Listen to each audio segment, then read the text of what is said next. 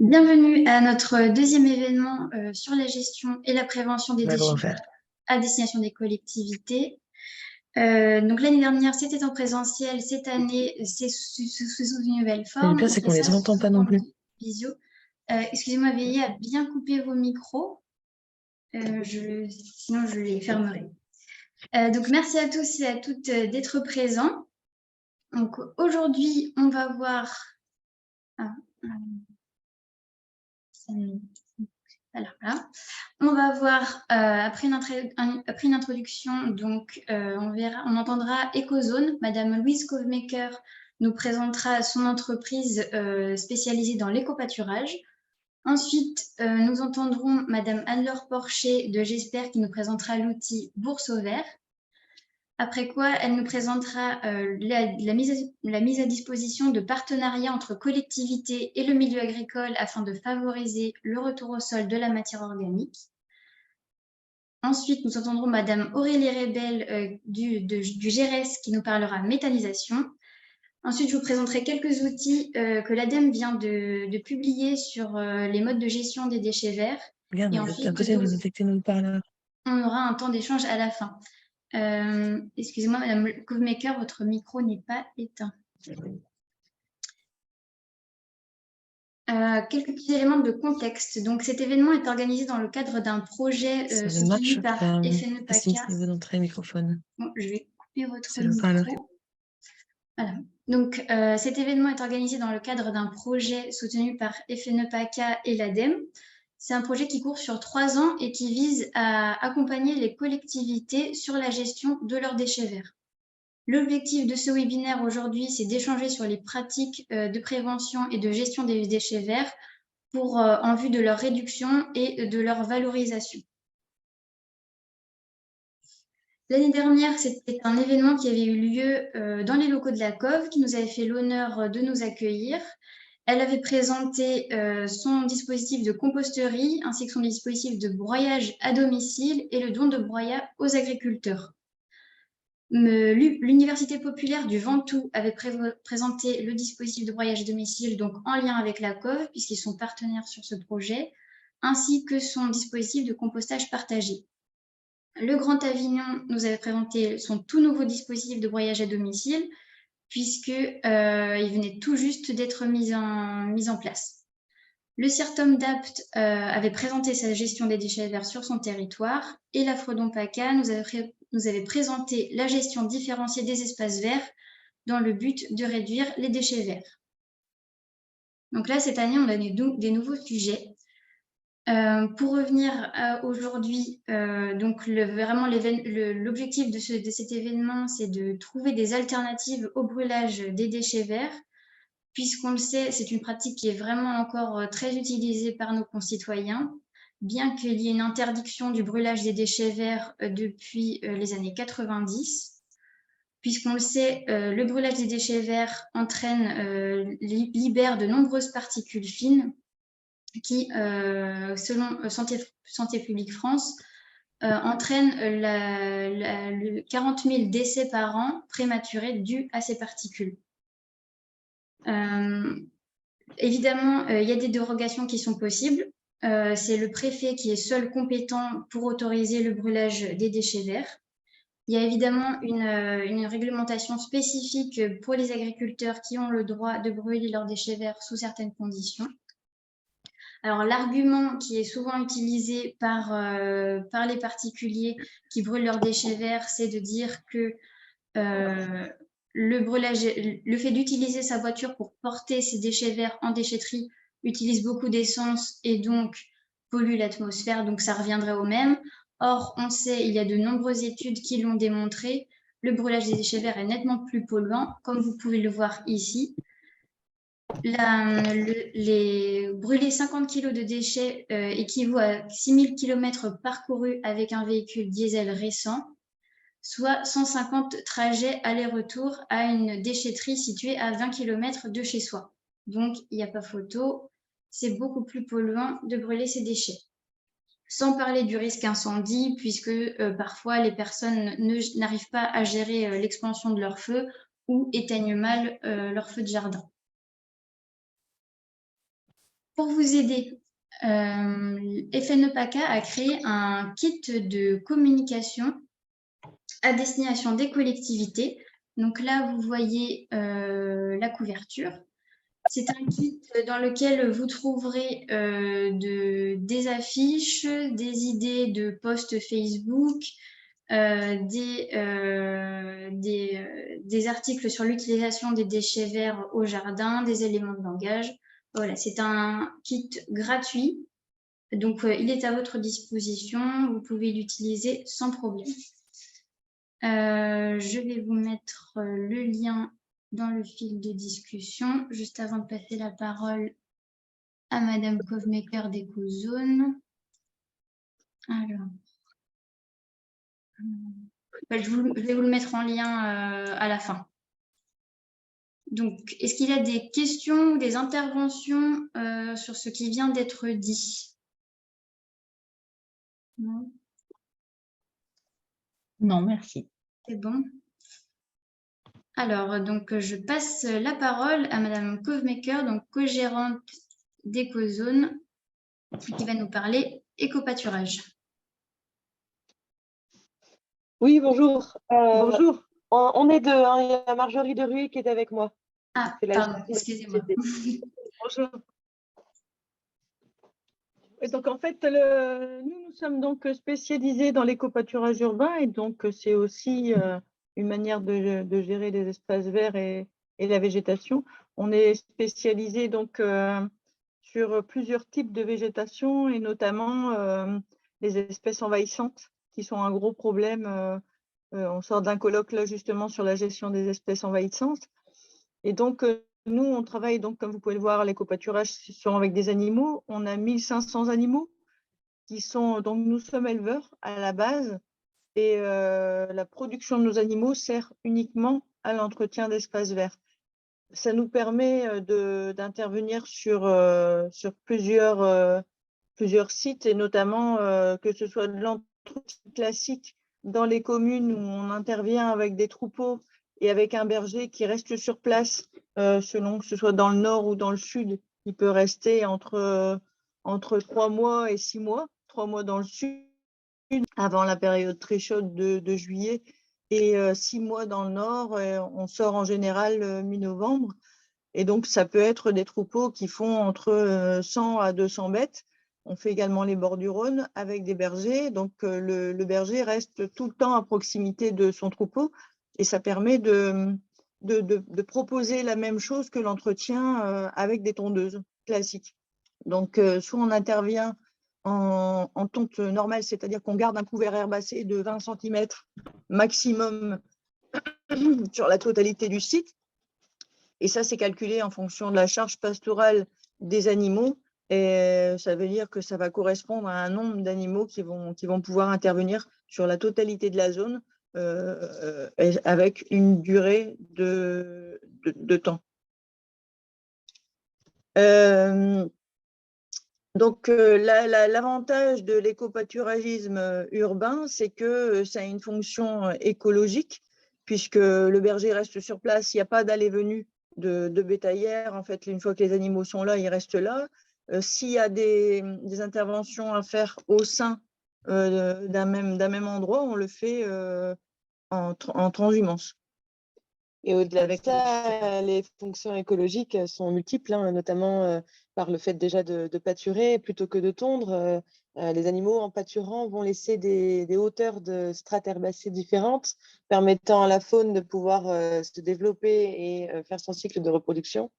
Également, ça va permettre d'aérer les sols en broutant. En fait, ça va arracher certaines racines et pas d'autres, ce qui va permettre de réaérer le sol. Enfin, tout ça, je pense qu'on le précisera à la fin de la présentation. Voilà, et du coup, quand on intervient quand même comme ça sur des sites urbains, on a aussi le côté social qui est super important parce que les gens s'approprient un peu le troupeau et on a des gens qui viennent après l'école avec les enfants. On a énormément d'animations. Là, le berger est à peu près à 200 personnes par jour de groupes en animation. Donc, ce sont les écoles, ce sont les centres aérés, ce sont les petites sections maternelles qui viennent découvrir les animaux en urbain. Donc, ça, c'est super intéressant. Et aussi, ce qui est super important, c'est le côté pédagogique de cette façon de gérer les espaces verts. C'est qu'on a un côté, comme le berger reste sur place tout le temps, nos bergers sont formés par nos soins. On a un pôle de formation qui nous permet de les former aussi à la pédagogie. Et ce sont autant des animateurs que des bergers. Et du coup, ils font participer les gens et on a un développement de connaissances sur les animaux, sur la nature, sur leur nature en centre-ville et sur les gestes, les bons gestes qui peuvent aider à respecter ces espaces verts. Alors, on a nos clients, entre guillemets, ce sont autant les communes, donc pour ces espaces verts urbains au sein de la commune, et c'est également les entreprises qui ont des pôles d'activité avec en général des espaces verts autour. Là, dans ces cas-là, on ne laisse pas le berger, on vient positionner les bêtes et on vient les surveiller tous les jours, on vient voir si ça se passe bien, on leur met de l'eau. Et c'est voilà, c'est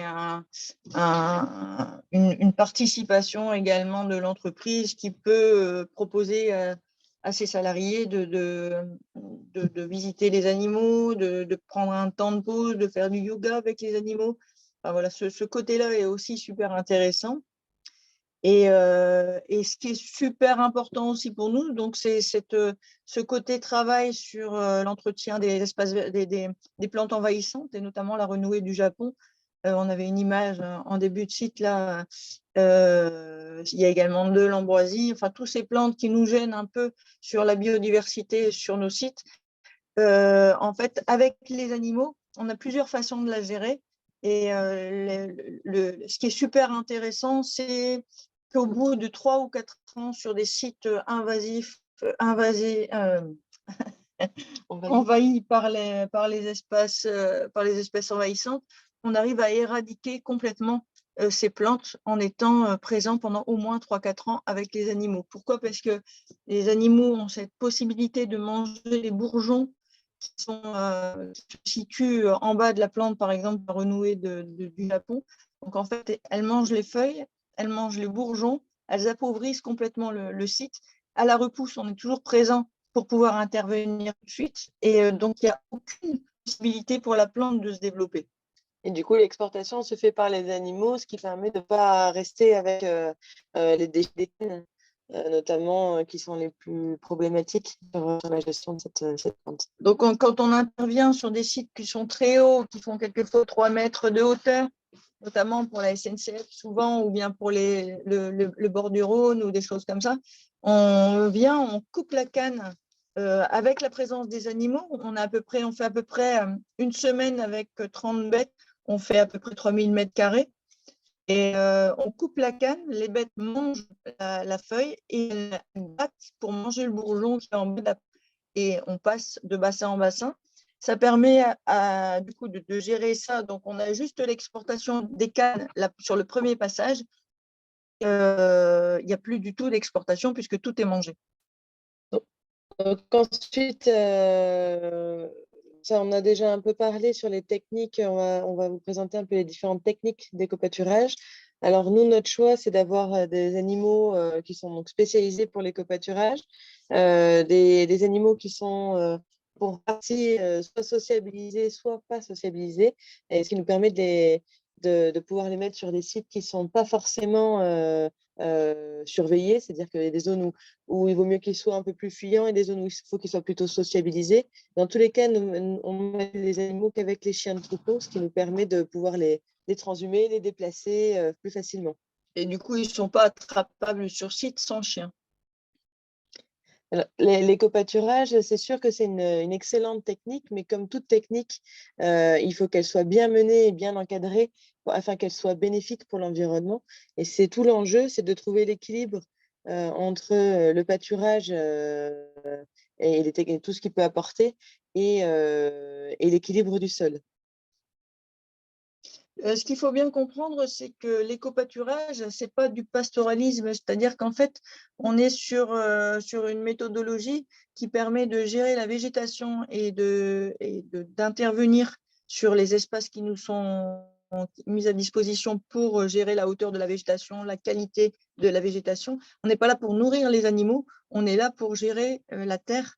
Et du coup, c'est à nous à mettre le bon nombre d'animaux, le bon type d'animaux. On a 1500 animaux avec énormément de races d'animaux, justement pour pouvoir choisir le type et la race qui va s'adapter.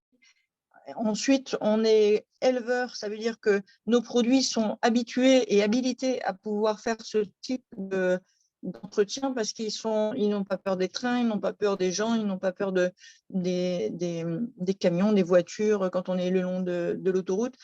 En fait, on les habitue à ce travail-là. Et en fait, la question par rapport au vol d'animaux, justement, alors, il y a deux types de manières de fonctionner. C'est dans tous les cas, quand on est sur des sites un peu difficiles, entre guillemets, où il y a un risque, le berger reste avec ses animaux. Et même, par exemple, là, actuellement, on est sur la citadelle de Lille, ça fait plusieurs années qu'on le fait, on a un pot de 250 bêtes. On est sur énormément de passages de gens, on est à plus de 2000 passages par jour, donc c'est énorme. Et donc, on a des patous qui sont sociabilisés par nos soins, donc ce sont des chiens qu'on éduque, qui sont là en protection pour décourager les potentielles malveillances, qui ne sont pas du tout mordeurs, mais qui sont là justement pour provoquer la réaction. On se méfie toujours quand il y a un patou dans le troupeau. Bien sûr, tous nos troupeaux sont au filet quand on est sur des sites urbains. On ne fait pas de garde en liberté parce qu'il y a énormément de chiens en liberté et on ne veut pas non plus provoquer de discussions avec les gens qui participent, qui profitent du site. Donc, les animaux sont en filet et le patou est dans le filet, mais ça permet justement de protéger depuis qu'on a les patous sur site, avec les bergers, on n'a plus aucun problème de malveillance. Il pourrait y en avoir, mais bien souvent, ce sont plutôt des gens qui sont alcoolisés ou qui sont là pour s'amuser un peu. Le fait d'avoir le berger sur place, d'avoir le patou, ça décourage complètement. Et sur les sites qui ne sont pas surveillés, parce que ce sont par exemple des abords d'entreprise, on a justement le choix d'avoir des animaux qui sont très, très fuyants et donc inattrapables sans chien.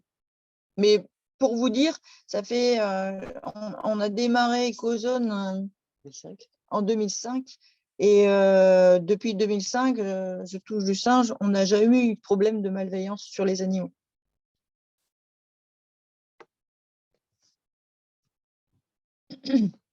Donc, quand on vous parlait du service social, c'est essentiellement du coup de faire participer les gens qui sont sur site, qui viennent profiter. Pour vous donner une idée, le berger, par exemple, qui est sur Toulouse actuellement, il fait à peu près 6 animations par jour. Ce sont des scolaires, ce sont des centres aérés, ce sont des gens qui viennent avec leurs enfants. Il y a toujours il y a un moment où il y a du nourrissage qui est proposé aux gens.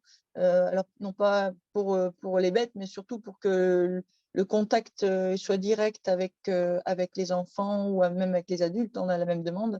Et souvent, sur les sites qu'on installe en milieu urbain, on installe la charge pastorale qui va entretenir les hectares. Sur Toulouse, par exemple, on est sur 8 hectares.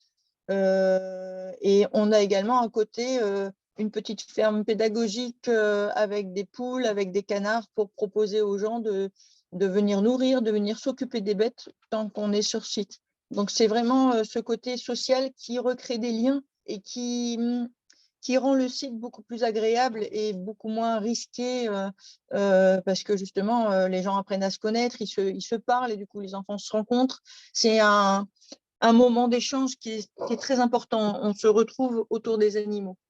Et l'implication de la population est très importante pour justement cette idée de protection finalement, parce que quand on est attaché au troupeau, on a moins de soucis derrière.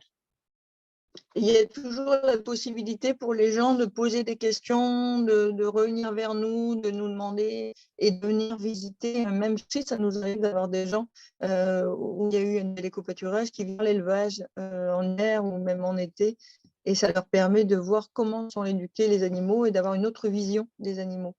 Et en ce qui concerne le service pédagogique, effectivement, on a énormément de travail autour de l'intervention des écoles, par exemple, où on propose un travail pédagogique pour préparer la visite.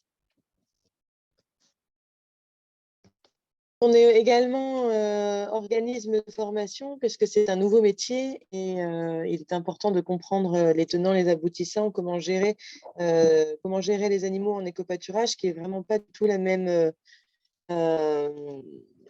technique, les mêmes façons d'élever que pour de l'élevage laitier ou de viande. Et en formation, on accueille même des personnels des communes, de la mairie, pour pouvoir louer les animaux et que ce soit une gestion des animaux en interne. Et du coup, on propose des formations qui permettent aux gens de pouvoir les gérer et de pouvoir intervenir. De pouvoir s'impliquer directement sur le projet. Donc, il y a différentes techniques de pâturage. Il y a le pâturage fixe, c'est-à-dire que c'est souvent plutôt dans les zones un peu protégées ou sécurisées. On installe donc une clôture fixe, c'est souvent du grillage à moutons, de l'Ursus, avec des piquets bois. Et ce qui nous permet généralement de faire de l'extensif et de laisser les animaux sur toute la saison de pousse des végétaux. Alors, selon la situation géographique, le temps change. Comme on disait tout à l'heure, dans le nord, ça va plutôt être 6-7 mois, dans le sud, plutôt 3-4 mois. Et donc, c'est nous qui calculons la charge pastorale adaptée. La charge pastorale, c'est autant le nombre d'animaux que la durée que la race et l'espèce. Et donc, l'avantage, c'est que ça nous permet de faire de l'extensif, c'est-à-dire qu'on va mettre une faible charge pastorale pour laisser la végétation faire son cycle de production complet. Et les animaux viendront finir de pâturer lorsque la végétation ne poussera plus. La contrainte, c'est que la première année, les clôtures, c'est un coût important la première année, mais qui se rentabilise sur les années suivantes. Et le pâturage tournant, du coup, c'est un pâturage par parcellement, c'est-à-dire qu'on va venir positionner les animaux, comme notamment par exemple sur la renouée du Japon, quand on vient intervenir là-dessus, on positionne les animaux, une fois que c'est mangé, on s'en va pour permettre à la végétation de reprendre le dessus, et puis on revient lorsque la végétation reprend et qu'on a des pousses de renouée. Et la taille de la parcelle varie entre, on est capable de faire à peu près 3000 m², donc semaine, avec un petit troupeau de 30 bêtes. Et après, tout dépend de la complexité du site. On propose toujours une gestion de site qui soit respectueuse de la végétation à entretenir. Donc, ces clôtures-là, pour la plupart, ce sont des clôtures légères qu'on vient positionner et qu'on électrifie ou pas si le berger est sur place et qu'on retire dès que les animaux sont partis. Donc, c'est très, très léger comme clôture. Ensuite, donc ça, c'est une nouveauté qu'on propose. C'est donc un pâturage flash à la semaine ou à la journée. Donc, on vient positionner un troupeau de 30 bêtes. Et l'avantage, c'est que ça permet d'avoir vraiment le moins de risques possible et le moins de contraintes. Parce qu'on arrive, on installe tout, il n'y a besoin de rien, on s'occupe de tout. Et ça dure, le délai est suffisamment court pour pas qu'il y ait le temps de quoi que ce soit, puisque les gens n'ont pas le temps de s'habituer à la présence des moutons, ce qui nous permet de faire aussi des zones qui sont plus ou moins compliquées. Voilà, EasyKeep, c'est vraiment un service qui permet sur le site, qui permet de faire une tonte avec les animaux, donc avec tous les avantages écologiques liés à la présence des animaux sur une semaine. Donc c'est très léger, c'est très facile à mettre en place et c'est quasiment au cas par cas. En fait, on arrive, on dépose, on les laisse une semaine, on reprend. Ce qui nous permet aussi de faire des petites zones et une succession de petites zones, les abords d'immeubles, on peut voilà, tout faire. ça très très bien. Là, actuellement, on a une grosse demande sur les HLM, par exemple, et également sur les entreprises qui ont des espaces verts quelquefois restreints et qui ne veulent pas s'engager sur des clôtures ou sur des problématiques de gestion d'espace. Écoutez, là, sur une semaine, c'est fait et ensuite, on part. Donc, la charge pastorale, ce que j'expliquais tout à l'heure, c'est le nombre de têtes en fonction de la surface. Et à la base, l'UGB, donc unité de gros bétail, ça a été calculé pour l'agriculture, pour calculer la quantité de fourrage qu'il faudrait pour nourrir un animal. Donc, en UGB, ça représente une vache laitière. Alors, cette charge pastorale, on doit forcément la redéfinir, puisque en écopâturage urbain, on ne reste pas une année, on n'est pas là pour nourrir l'animal, mais plutôt pour nourrir le sol. Et la végétation n'est pas de l'herbe qui a été, pas forcément que de l'herbe en tout cas, qui a été mise en valeur et travaillée pour être valorisée. Donc, cette charge pastorale, nous, on la calcule en fonction de l'espèce, de la race, de l'environnement, de la sécurité, des conditions météorologiques, des attentes, du type de végétation. Enfin, voilà, c'est tout l'enjeu de l'écopâturage, c'est le calcul de la charge pastorale. Donc, pour vous donner une idée, quelques photos des animaux qu'on propose. Alors, c'est juste un petit éventail, puisqu'on en a 60 races en tout. Sur tout ce qui est gros mammifères, comme les vaches, on n'utilise que des petites espèces, des animaux de petite taille. Donc, une vache comme ça fait à peu près... Donc, la Dexter, la troisième diapo. Vas-y. Oui, ça fait à peu près 400 kilos, donc c'est contre une vache normale qui fait plutôt 800 à 1 tonne. Donc, ce sont quand même des petites vaches. On reste sur des vaches qui font moins d'1,15 m, 1,20 m au garrot, donc c'est vraiment des vaches plus légères. On les utilise énormément, les vaches, pour la protection incendie sur les zones de 50 mètres autour des domaines, ou pour justement éradiquer, enfin, ça nous fait un débroussaillage naturel qui est très, très efficace, parce qu'en fait, avec leurs cornes, elles font vraiment des ouvertures complètes du milieu. Pour ensuite les équidés, c'est pareil, on a sélectionné des petits gabarits. L'objectif, c'est d'avoir les qualités pastorales des équidés, donc ânes et poneys, en ayant très peu d'impact sur le sol. L'âne du Poitou, c'est quand même c'est assez rare qu'on l'utilise, ou alors il faut vraiment de grands espaces, parce que c'est quand même des animaux qui sont beaucoup plus lourds. Un petit équidé comme ça fait à peu près 80 kilos. Ensuite, dans les caprins, pour le coup, ça, dans tout ce qui est petits mammifères, on va dire, donc les caprins et les ovins, on a une cinquantaine de races différentes pour vraiment proposer tous les avantages que chaque race puisse proposer. Alors, on utilise essentiellement des races rustiques ou en voie d'extinction pour leur donner une nouvelle utilité, si je puis dire. Et permettre d'augmenter les effectifs qui sont parfois quasiment éteints en France. Et la chèvre est une excellente débroussailleuse, avec un gros problème de contention. On la mélange souvent aux moutons pour justement manger les rejets des moutons, tout ce que les moutons ne vont pas manger. Et comme c'est une excellente débroussailleuse, elles vont également attaquer, ouvrir les milieux. Sur le bord du Rhône, on a toujours des chèvres dans le troupeau, parce que justement, elles s'attaquent aussi aux ronces, aux broussailles, et ça permet d'ouvrir. Ensuite, dans les camélidés, il reste les alpagas qui proposent aussi de super avantages, parce qu'ils mangent en hauteur. Ils n'ont pas une grosse charge pastorale. Et puis surtout, ils défendent bien le reste du troupeau, comme les oies. Donc voilà, ça c'était un petit tour des animaux, d'une partie des animaux qu'on propose. Pour les bénéfices qui sont liés à l'écopâturage, au-delà de la pollution atmosphérique par rapport aux engins mécaniques, il y a aussi la pollution sonore. Et c'est, je pense, ce qu'on nous sollicite le plus là-dessus, c'est que les gens sont contents d'avoir des animaux. C'est calme, c'est apaisant, plutôt que d'avoir la tondeuse, la débroussailleuse qui passe à côté des bureaux.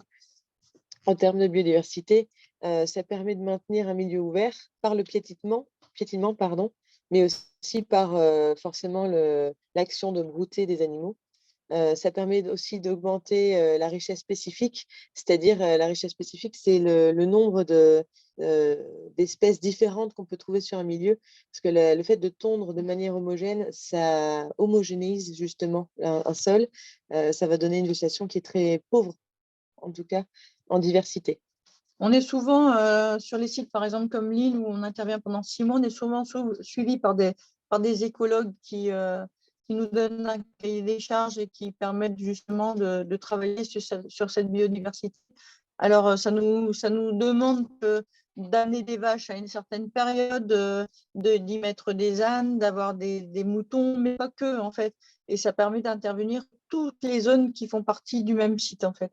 Et donc, nous, notre objectif, c'est toujours d'améliorer la biodiversité du site, c'est-à-dire qu'on va donc bien sûr bien calculer la charge pastorale, mais aussi bien suivre l'évolution du site et voir comment le sol réagit, mais également de faire, pourquoi pas, de la réintroduction de microfaune et d'insectes, parce que bien souvent, on arrive sur des terrains qui sont complètement appauvris, voilà, et donc qui ne sont pas forcément à même de recevoir les excréments, de recevoir le pâturage. Donc, tout l'enjeu, c'est aussi de compléter en apportant, par exemple, des vers de terre, des bousiers, pardon. Donc, on ne va pas revenir dessus parce que je pense qu'on dépasse un peu le temps, mais on fait tout ce qui est adventiste, le chardon, la rosée du Japon, l'ambroisie, vraiment de tout. Voilà, Super. donc en fait, oui, pardon? Non, excusez-moi, je pensais que vous aviez terminé. Dites-moi. Ben Oui, voilà, c'est un petit voilà, on a résumé. fait un petit résumé en essayant de rester dans les temps. Je ne sais pas si vous avez des questions. Oui, il y a des questions. Alors, je vais vous les lire. Est-ce que si les animaux interviennent tardivement sur l'ambroisie au moment de la graine, n'y a-t-il pas de risque de disséminer les graines sur d'autres parcelles avec les excréments? Une question sur Alors, l'ambroisie. non, justement, ouais, tout le travail de l'ambroisie, c'est effectivement, il vaut mieux intervenir avant qu'il y ait les graines. Et une fois qu'il y a les graines, en fait, l'action qui est faite par les animaux, en fait, on vient les positionner toujours à un moment donné sur un sol neutre qui nous permet justement de ne pas disséminer les excréments. Même si après les analyses ont été faites, le système digestif permet donc derrière de pas. Excusez-moi, Mais ça coupe, on vous entend mal. Ah. Là, donc on disait le fait justement d'exporter avec les animaux par sécurité après avoir été. Vous avez coupé votre Mais l'expérience montre que normalement, après un pâturage, il n'y a pas de risque d'exportation par les excréments. Mais par sécurité, on a toujours un sol neutre après le pâturage, même sur la renouée, en fait. D'accord. Alors, il y a quelques autres questions. Rapidement, n'y a-t-il pas de risque de vol d'animaux? Donc, de vol d'animaux, on en a discuté là tout à l'heure. En fait, on n'a pas de vol d'animaux parce que justement, quand on a des gros troupeaux et que le site est un peu difficile, entre guillemets, le berger reste toujours sur place. On a également la possibilité de mettre des patous qui sont du coup éduqués par nos soins et qui ne sont pas mordeurs, mais juste la présence suffit.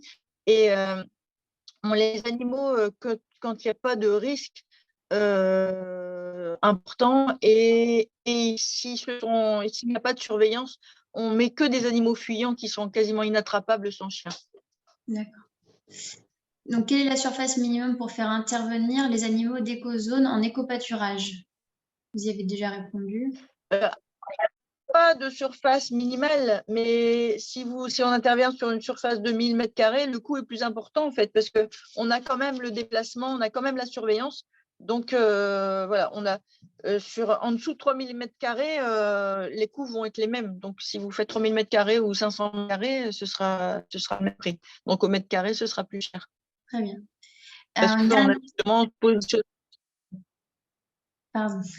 Une dernière question. N'y a-t-il pas de dégâts liés au piétinement et sur les autres plantations, arbustes, etc.?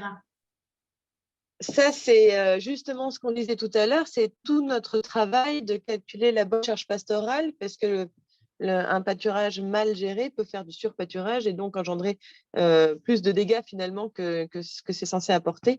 Donc non, tout l'objectif, c'est justement de travailler sur des animaux qui sont sur des zones sont avec un sol qui a pas une bonne portance ou qui est en pente ou qui est en remblai ou des choses comme ça.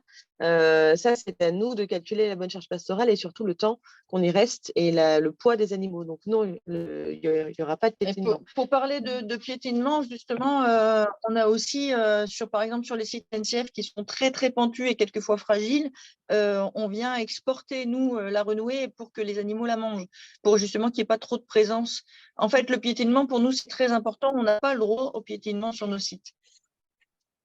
Très bien. Et pour tout ce qui est plantation, juste, selon les objectifs qui sont souhaités par le client, nous mettons en place des méthodologies. Si on a besoin de faire une ouverture, on va mettre telle espèces qui vont attaquer les arbustes. Et si on a plutôt besoin de les préserver, au contraire, on a des animaux qui ne vont pas regarder. Notamment dans les vergers, on utilise une race spécifique qui s'appelle le Shropshire, qui est un animal qui ne touche pas aux écorces. Donc voilà, c'est pour ça qu'on a autant de races, c'est pour pouvoir s'adapter et répondre à toutes les demandes. Très bien, parfait. Merci beaucoup. Je vais maintenant passer la parole à Anne-Laure Porcher de J'espère qui va nous présenter l'outil Bourse au vert. Donc, je repartage mon écran. Oui, bonjour. Bonjour. Alors.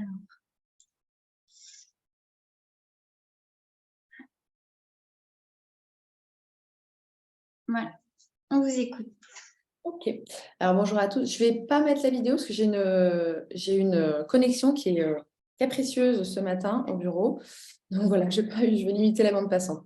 Alors, je vais vous présenter l'outil Bourse au vert qui a été développé en 2019. C'est vous qui passez les diapos ou c'est moi du coup? Ouais. D'accord, merci. Donc, c'est un outil web qui fonctionne un petit peu comme le Bon Coin, comme le site du Bon Coin. Donc, c'est un site de petites annonces gratuites qui a été développé par le GESPER et le GRS en copilotage dans le cadre du projet Valoemo 2 qui est soutenu par la région Sud-PACA et l'ADEME. Et donc, au cours du Valoemo 3, donc de 2022-2023, toujours soutenu par la région et l'ADEME, cet outil web, il a été mis à jour et optimisé de manière à pouvoir être diffusé un petit peu plus largement. Et actuellement, il a été remis entre les mains de la FNEPACA et du RCC, donc le réseau Compost Citoyen. Donc, comment ça fonctionne? Comme le Bon Coin, c'est un site qui va être, par contre, spécialisé, les petites annonces vont être spécialisées dans les résidus végétaux, qui vont être issus de différentes voies. Donc, les particuliers, par rapport à l'entretien de leur jardin, donc ça peut venir de la taille ou des tontes des jardins de particuliers, des professionnels des espaces verts, mais aussi des agriculteurs. Et en gros, ça va tourner autour de 3 types d'annonces, les dons, les ventes et les achats. Et on va y retrouver des annonces concernant les matières végétales de type soit du branchage brut, soit du broyat.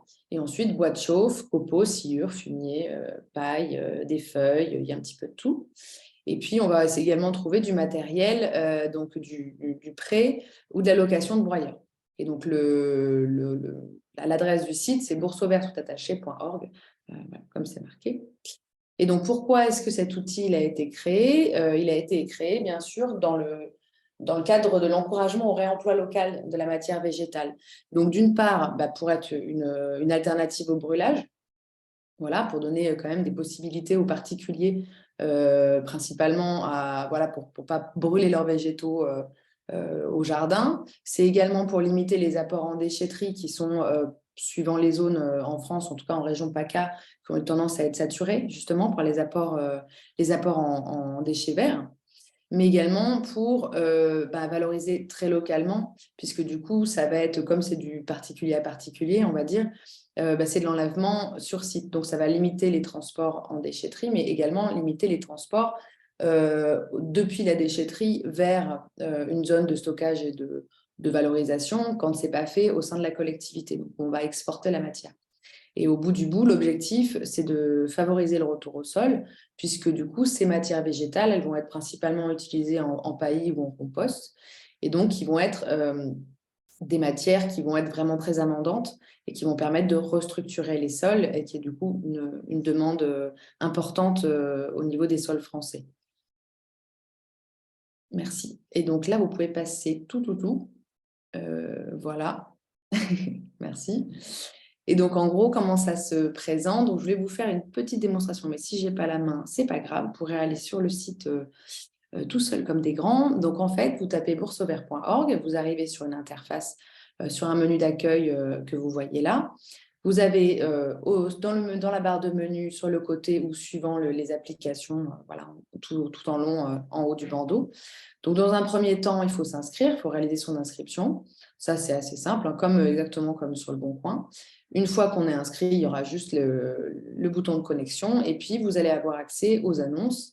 Donc, soit créer une annonce sur le bouton « Créer une annonce » pour déposer une annonce, soit consulter des annonces pour voir ce qui est disponible. Et puis, vous avez également un onglet « Ressources » dans lequel il va avoir un petit peu de documentation. Donc, un livret qui avait été créé à l'époque par le GESPER et le GERES pour expliquer un petit peu les alternatives au brûlage, entre autres, et puis surtout la gestion des espaces verts de manière un petit peu plus, la gestion intégrée, on va dire, des espaces verts. Et puis, vous retrouverez différentes fiches ADEME, des conseils vidéo, des petites capsules vidéo ADEME, des fiches techniques aussi issues du CIVAM-PACA, qui s'appelle les pourquoi comment. C'est une série de fiches techniques sur l'utilisation des paillis et des broyats. Voilà, qui est très intéressante. Et donc, je ne peux pas vraiment vous faire de démonstration en direct sur le site, mais ce n'est pas grave. Vous verrez, pour déposer une annonce, c'est vraiment très, très intuitif. Voilà, merci beaucoup. Je ne sais pas si vous avez des questions ou pas. Oui, alors, il y a une question. Est-ce que ce type de site a vocation à s'ouvrir à l'échelle nationale? Oui, tout à fait. En fait, c'était un petit peu l'idée de faire du pilote au tout début sur la région PACA. Mais là, c'est actuellement remis au sein du RCC, entre les mains du RCC, qui a vocation de déployer l'outil au niveau national.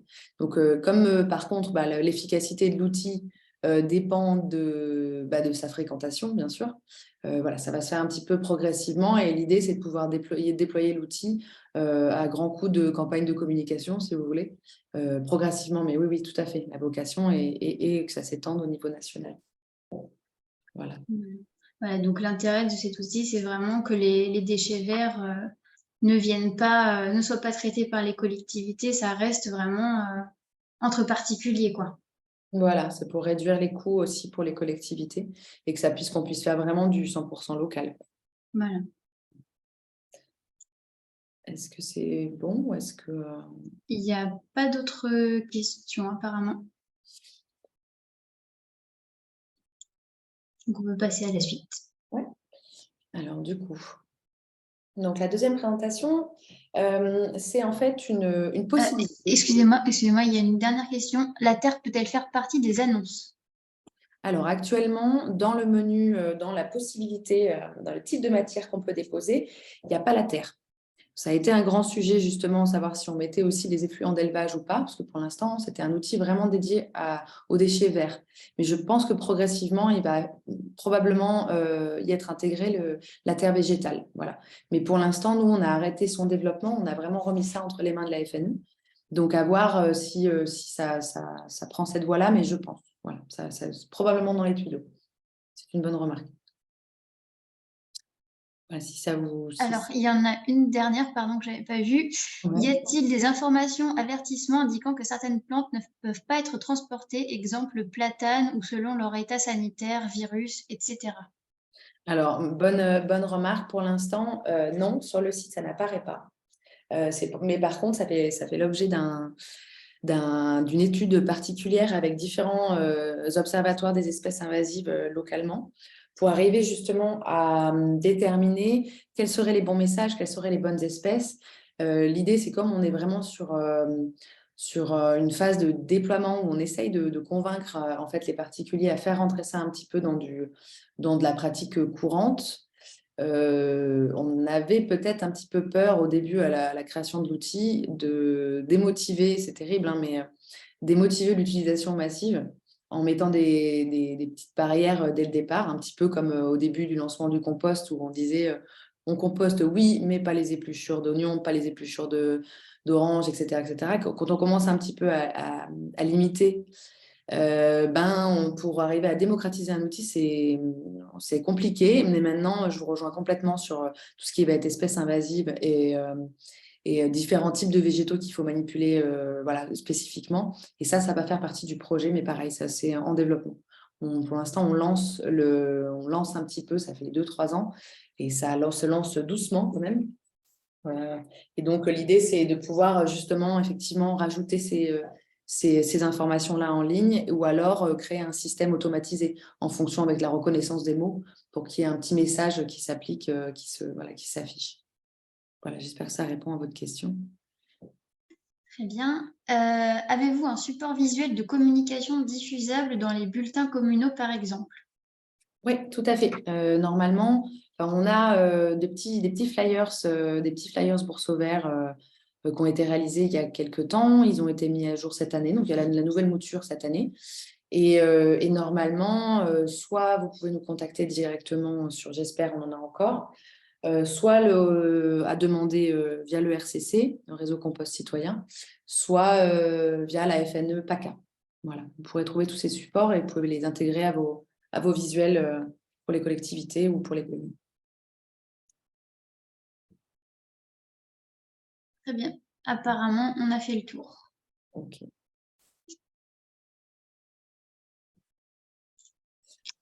Eh bien, si ça vous convient, ouais. Alors, tac.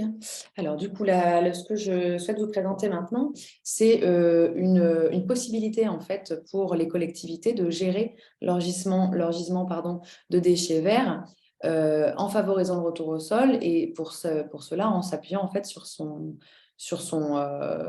milieu agricole local. Donc, c'est une solution qui est particulièrement indiquée aux collectivités plutôt rurales. Alors, si vous pouvez passer la première diapo. Désolée, ça prend du temps un petit peu, des fois.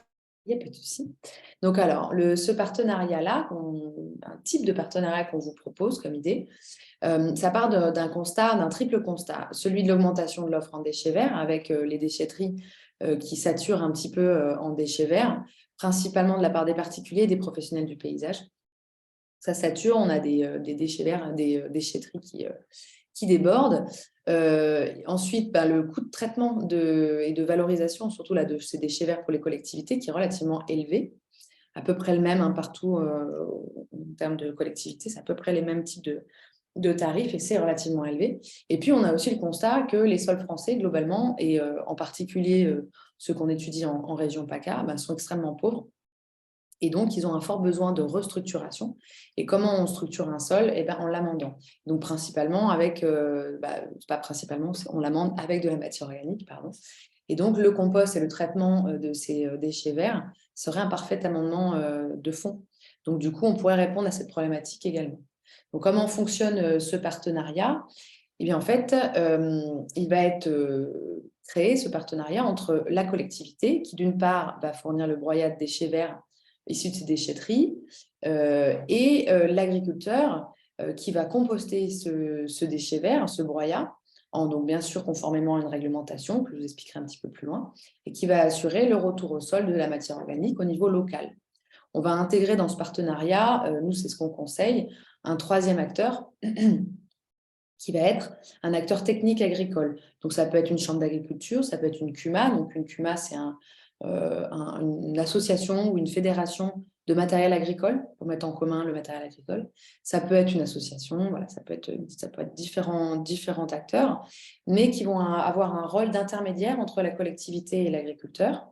D'une part, pour réaliser tout ce qui va être le recrutement des agriculteurs candidats, mais aussi pour faire remonter les informations, les besoins, aussi bien de la collectivité vers l'agriculteur que de l'agriculteur vers la collectivité. Ce qu'on voit beaucoup, c'est les agriculteurs qui vont dire voilà, il y a un peu trop d'indésirables dans le gisement de broyat, ou alors la granulométrie n'est pas assez fine, par exemple, et la collectivité peut également faire remonter des choses au niveau de l'agriculteur. Par exemple, s'il y a des sites qui sont trop éloignés, ou alors s'il y a des chemins d'accès qui ne sont pas assez carrossables pour les livraisons, etc. Et donc, cet institut technique agricole, autant que faire se peut, va être en mesure aussi de réaliser un appui technique pour l'agriculteur. Voilà, donc c'est là où ça va être vraiment intéressant. Et donc, ce partenariat-là, il est formalisé, si vous voulez, par une convention tripartite, dont je vous donnerai des exemples. Et cette convention, elle va permettre en fait, de vraiment écrire et statuer sur les engagements que vont devoir respecter ces trois partenaires, principalement en termes de qualité de la matière pour la collectivité, qui pourrait s'engager sur une qualité du déchet vert à transmettre à l'agriculteur, mais également en termes de respect de réglementation, ça pour tous les acteurs, et aussi se mettre d'accord sur les conditions de service. On s'est rendu compte qu'il y avait souvent dans ce type de principe de partenariat un besoin en livraison du broyat auprès de l'agriculteur. Et donc voilà, d'arriver un peu à statuer sur les conditions, pardon, j'ai le téléphone qui sonne. Excusez-moi. Donc, à statuer sur les conditions de ce service-là, donc savoir s'il est fourni le broyat à titre gracieux ou s'il y a un prix, voilà, et s'il y a la livraison ou pas. Et donc ensuite, on statuera aussi à travers cette convention sur l'implication de l'Institut technique au niveau de son appui technique. Est-ce que voilà, est-ce qu'il va aller vraiment loin dans l'appui technique et le suivi sur site, ou est-ce qu'il va juste se borner au recrutement de candidats et à faire l'intermédiaire? Voilà, tout ça, c'est à vous de décider dans le montage de votre convention. On va aller à la suivante. Voilà, donc les bénéfices, merci. Les bénéfices de ce partenariat. Pour la collectivité, eh bien, on va avoir un bénéfice économique qui va être important puisqu'on va pouvoir observer une baisse significative des coûts de gestion des déchets verts collectés.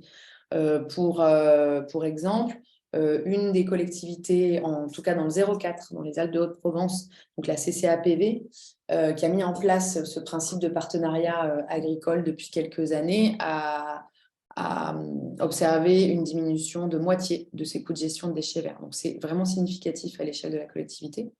On va également avoir un bénéfice environnemental, puisqu'on va permettre de jouer sur la réduction des transports de la matière. Donc, bien sûr qu'il y a toujours les transports liés à la livraison, mais on va limiter les exportations hors de la collectivité suivant le traitement. Et c'est surtout qu'au niveau environnemental, le bénéfice, c'est le retour au sol, principalement.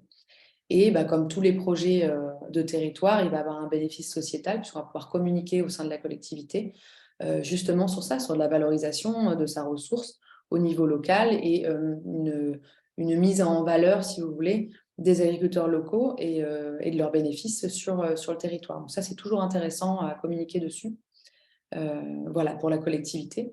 Et pour l'agriculteur, le bénéfice, c'est du coup de recevoir une matière organique qui va pouvoir transformer en matière amendante, en la compostant par exemple, ou alors en l'utilisant en paillis. Ça va dépendre un petit peu du type d'exploitation que c'est. Et dans tous les cas, ça va permettre l'amélioration de la qualité de son sol.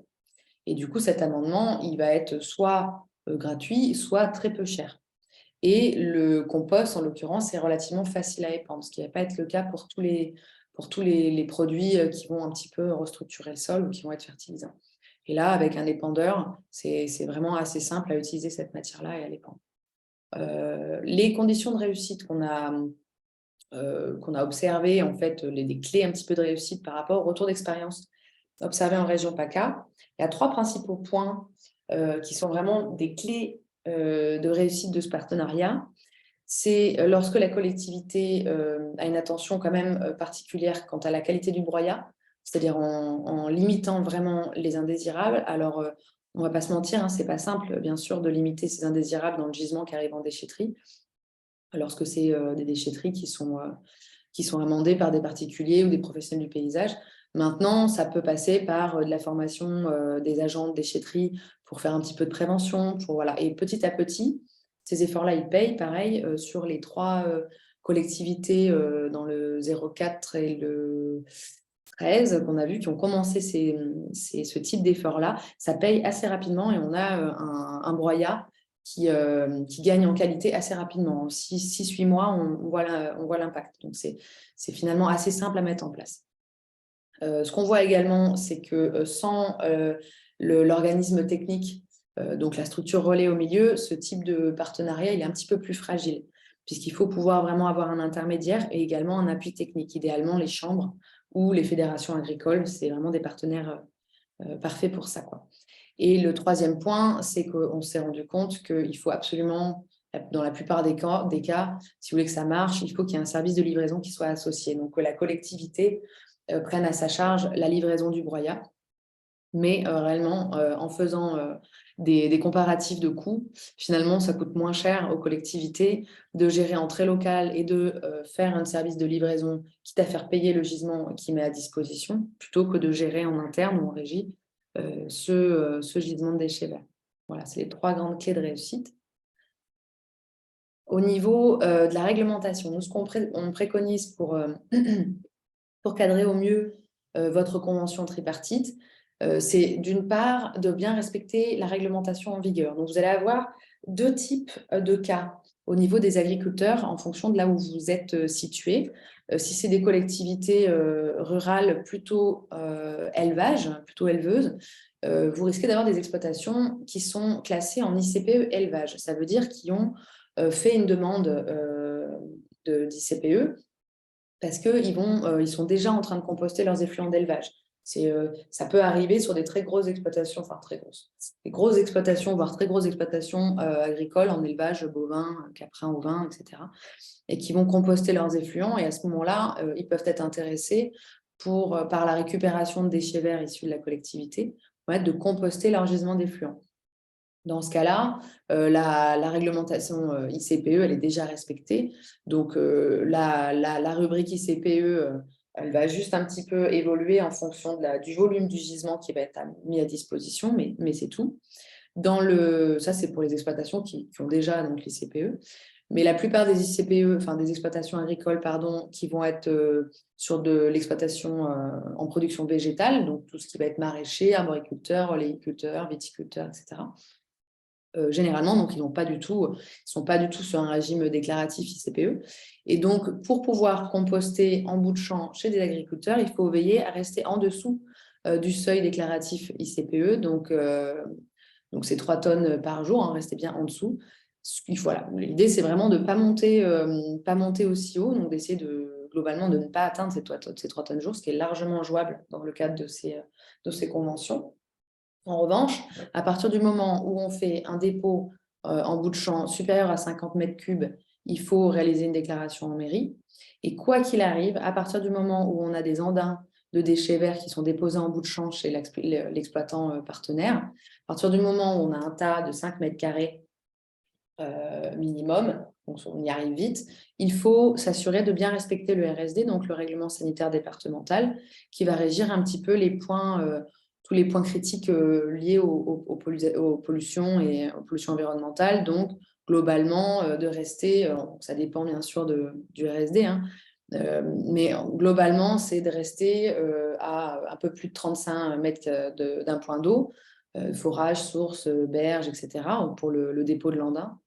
De respecter un minimum de 200 mètres des habitations, toute habitation ou lieu de vie ou semi-fréquenté, et un minimum de 5 mètres des voies de communication, toutes les voiries confondues. Voilà. Une fois que cette réglementation-là, elle est respectée, il n'y a aucun souci pour mettre en place ce type de conventionnement.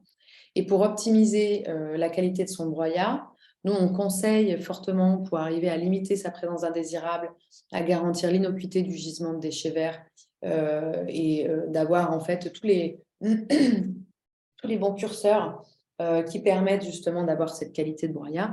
On conseille vivement au montage des conventions de consulter, voire d'appliquer à 100% le contenu de la charte de qualité des déchets verts qui a été développée par les chambres d'agriculture de la région PACA et le CIVAM PACA, le PNR du Vernon et le SCP, dans le cadre du projet Valobium dit de l'année dernière, qui s'est achevé l'année dernière. Et donc, sur la diapo d'après, voilà, en gros, cette charte, c'est donc un document qui est téléchargeable via le lien là, que je vous ai mis sur cette diapo. Et donc, c'est un document qui fait une vingtaine de pages, qui est très, très complet, et dans lequel vous allez trouver donc, le détail des modes de valorisation des déchets verts en agriculture, ne serait-ce que pour la culture générale de la collectivité, pour voir un petit peu quelles sont les attentes des agriculteurs et les usages qu'ils vont avoir ensuite au champ. Vous avez une liste vraiment quasi exhaustive des points à respecter pour obtenir un déchet vert de qualité. Des appuis techniques sous forme de conseils à la mise en place d'une démarche qualité pour la qualité des déchets verts, des clés de structuration de la filière de valorisation agricole, un petit rappel du cadre réglementaire, donc un petit peu plus poussé en fonction des différents cas que celui que je viens de vous faire, et une annexe technique qui va vous présenter des exemples de protocoles de notation pour les notations de lots qui arrivent, donc les lots de déchets verts, des bons de livraison type, des lettres de déclaration en mairie type, etc., etc. Vous avez, donc c'est une vraie boîte à outils, si vous le souhaitez, voilà, pour faire un gisement de déchets verts qui est de très grande qualité. Et pour pérenniser de toute façon ce type de partenariat avec les agriculteurs, ça se mange avec, quoi. C'est-à-dire que si vous avez un très bon gisement de déchets verts avec une grande qualité de déchets verts, normalement, ce type de partenariat va vraiment tenir sur la durée. Voilà. Pour aller un petit peu plus loin, en termes de retour d'expérience en région PACA, il y a trois collectivités ou syndicats de déchets. Il n'y a pas que ces trois-là, hein, mais qu'on connaît bien, qu'on a suivis et dont l'expérience vraiment fonctionne. En région PACA, vous avez la métropole d'Aix-Marseille-Provence que vous pouvez contacter et qui vous donnera des retours d'expérience sur ce qu'ils ont mis en place depuis quelques années.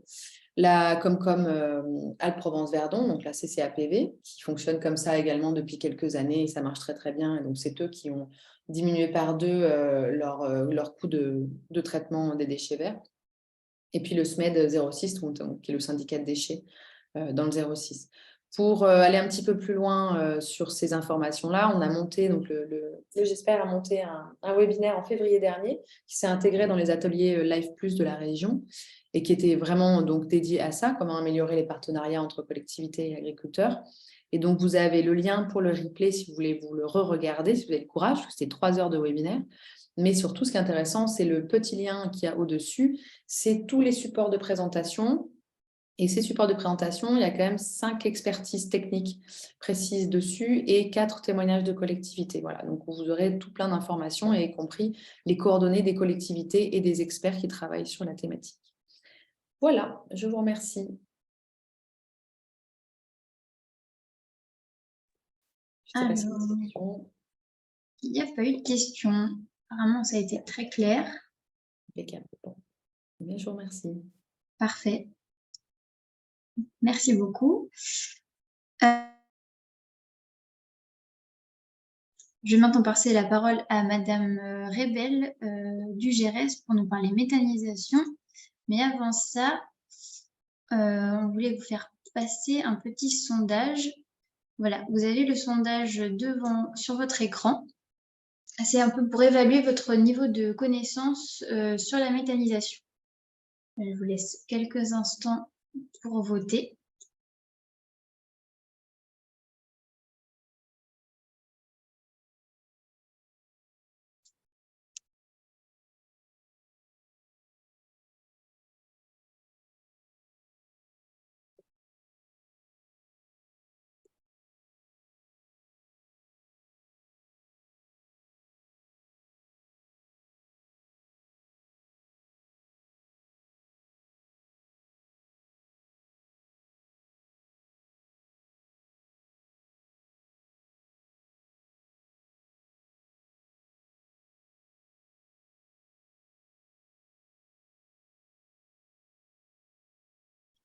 Bon, ça a l'air d'être bon. Je pense que quasiment tout le monde a voté.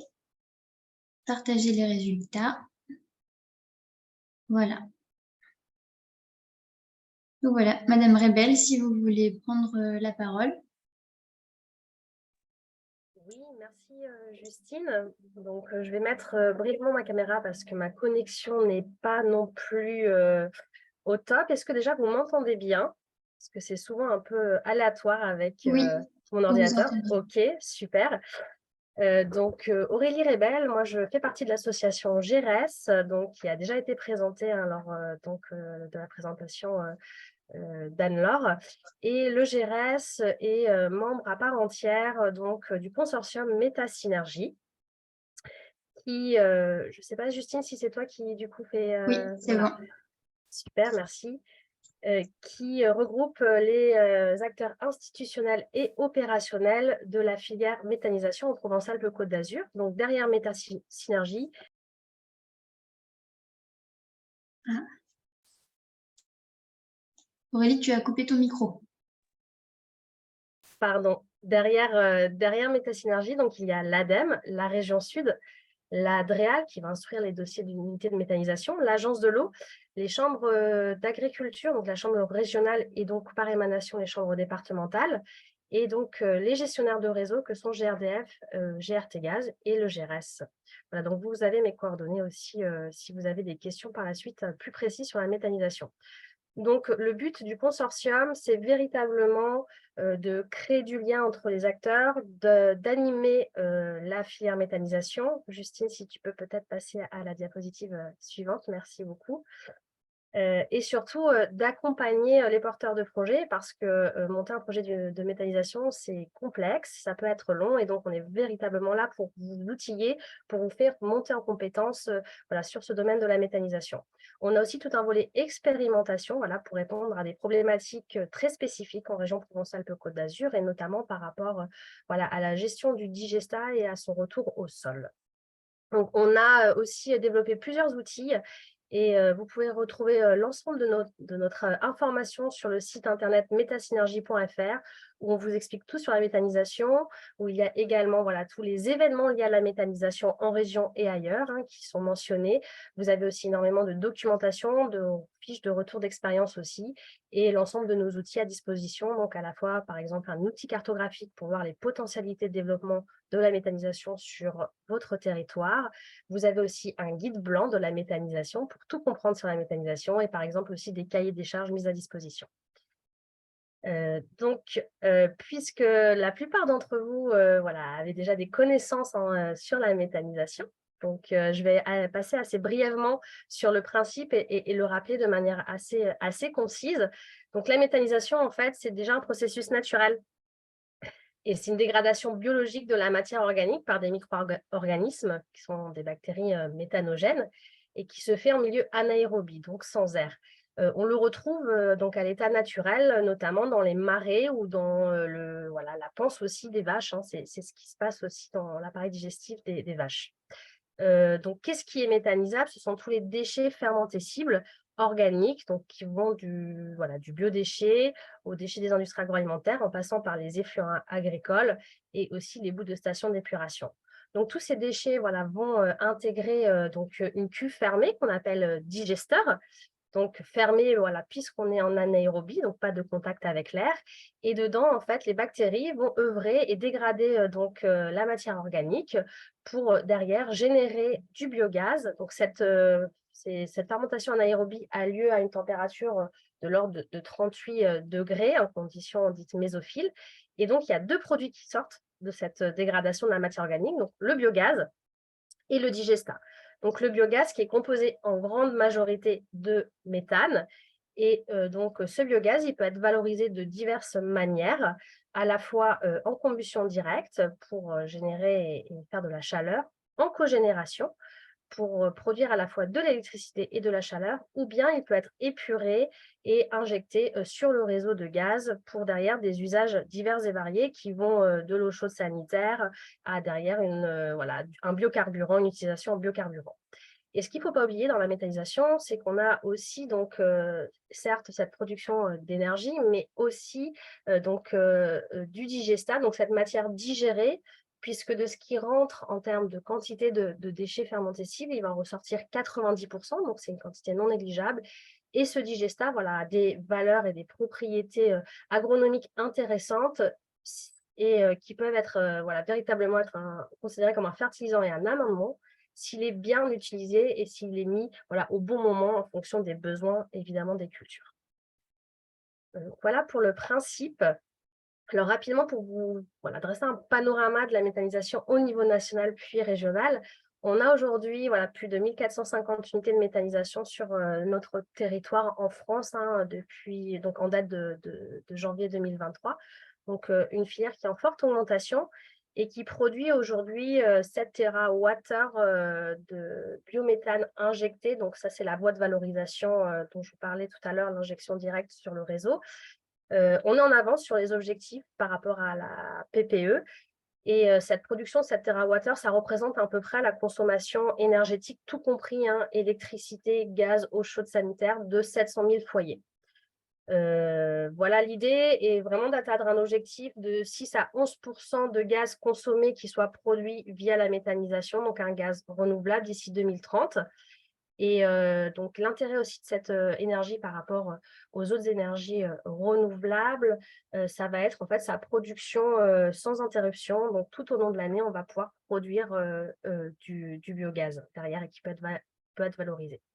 À savoir qu'en région Provence-Alpes-Côte d'Azur, on est un petit peu en retard. On a aujourd'hui 20 unités qui fonctionnent en service. On en a 4 sur le département du Vaucluse et donc aussi une unité agricole sur le département du Vaucluse. Donc tout ça, vous pouvez trouver cette information sur l'état actuel de la filière en région Provence-Alpes-Côte d'Azur sur donc notre outil MetaZoom dont vous avez